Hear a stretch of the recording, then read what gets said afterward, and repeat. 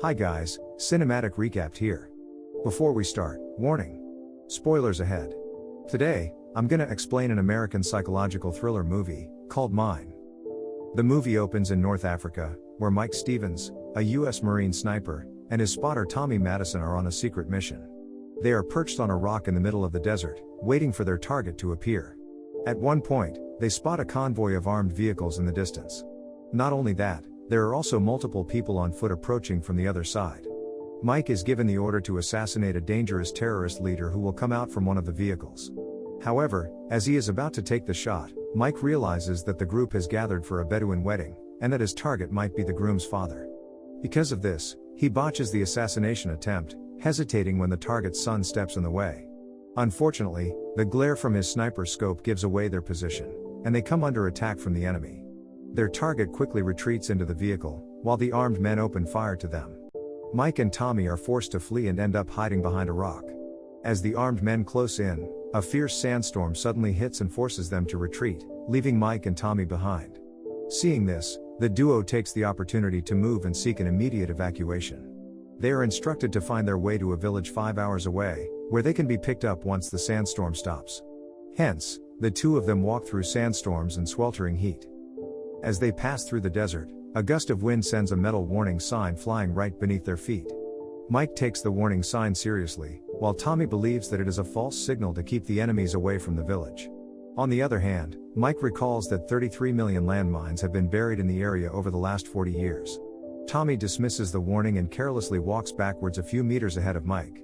At one moment, he accidentally steps on a landmine which blows off his legs. Mike is shocked and rushes to help Tommy, but as he takes a step, he hears another click where his foot lands. Meanwhile, Tommy has survived the explosion, but his legs have been amputated. Mike tries to calm him down and instructs him to inject himself with morphine, but Tommy is still unable to bear the pain from his massive bleeding. With no hope of rescue, Tommy decides to commit suicide with his pistol. Mike is devastated and helplessly screams in anguish, unable to do anything to help his friend. Now alone, he slowly falls to his knees and searches for a way to somehow retrieve the radio from Tommy's backpack. He then removes his bootlace and the sniper rifle's holder, assembling an improvised hook with a tactical axe on the end to bring the backpack closer to him. After checking the radio, he discovers that the battery is dead and the spare is on Tommy's body. Therefore, Mike takes a portable panel from the backpack to charge the radio. A few moments later, he manages to contact his superior, who informs him that he will have to wait a few days for rescue due to the continuous sandstorms preventing choppers from flying. If it all goes well, a convoy near the area will rescue him in about 52 hours. Mike becomes frustrated to hear this, and their communication suddenly cuts out. He decides to wait for the rescue and activates a 52-hour countdown on his watch. Sometime later, a strong sandstorm suddenly hits with full force. Fortunately, Mike manages to hold his ground without moving his foot. Once it is over, he sees that Tommy's body has moved closer to him, thanks to the sandstorm. He quickly takes the batteries, but soon realizes that his backpack and the radio have drifted too far out of reach. As several hours pass, Mike begins to run out of water and contemplates suicide. Not long after that, he notices a Berber coming towards him from the dunes and tries to communicate with him. Despite warning the man about the landmines, the Berber imitates his actions, seemingly mocking him. The Berber calmly walks towards Mike, somehow avoiding the landmines, and speaks some English. As he gets closer, the Berber somehow urges Mike to step off the mine and move forward with life. He even takes Mike's water flask and leaves him alone. After some time, Mike notices a little Berber girl coming towards him with his water flask, now full of water. The girl takes out a toy soldier from her little bag and seems to encourage Mike to step off the mine and move on, even though she never speaks a word. Mike ignores her and asks her to fetch him his radio, but the girl does not understand. He becomes desperate and yells at her, causing the girl to run away. At night, Mike lights a fire to keep himself warm. He also starts hearing noises of wild animals. To keep himself distracted, he takes out his cell phone to look at pictures of his girlfriend and reminisces about their memories together. Later, he discovers that the fire has gone out, so he tries to rekindle it. While doing so, he hears some howling nearby and tries to scare them with his gun. Despite his efforts, the wild animals continue to approach him, and one of them drags Tommy's body away. The other animal starts to proceed towards him, but fortunately, Mike manages to shoot it. The animal eventually lands on a landmine, causing an explosion and scaring the other animals away. The following morning, The same Berber man suddenly approaches him again and now asks for his name. He insists that Mike is a lucky man, after surviving a night attack by desert dogs while simultaneously managing to keep his foot still on the same place. He once again suggests Mike to move on, but Mike does not comply. Instead, Mike asks him to fetch his radio once again. The Berber man finally helps him, bringing his radio before leaving him. Mike sees his watch and learns that there is still 24 hours left for the help to arrive.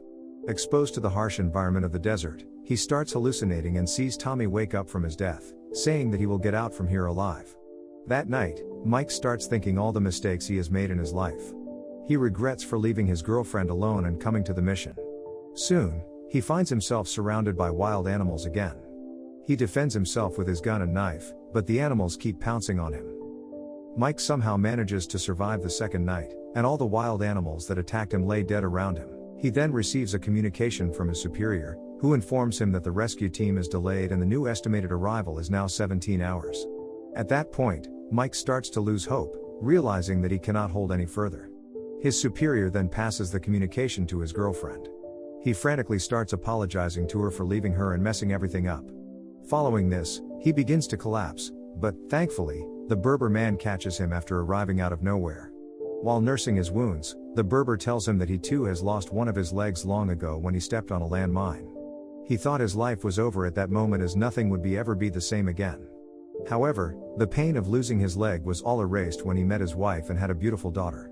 Mike listens attentively and tells the Berber man that he is lucky as well to have such a nice girl. Confused, the man tells him that he no longer has a daughter because she died a few years ago in a mine explosion.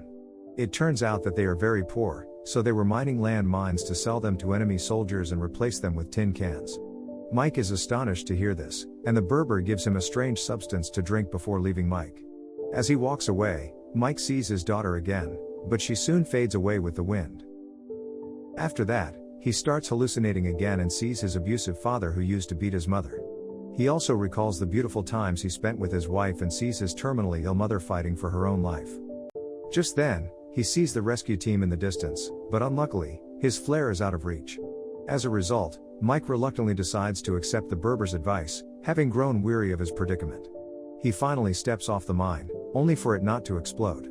Surprised, he digs his spot and discovers that what he had assumed to be an explosive was actually just a tin can with a little toy soldier inside of it. He happily bursts into tears and then sets off the flare, ultimately being rescued by the rescue team. Back in the United States, Mike reunites with his girlfriend in the airport, where he proposes to her, promising never to leave her alone again. Subscribe to watch more videos like this, turn on notifications, and leave a like to help the channel out. Thank you for watching.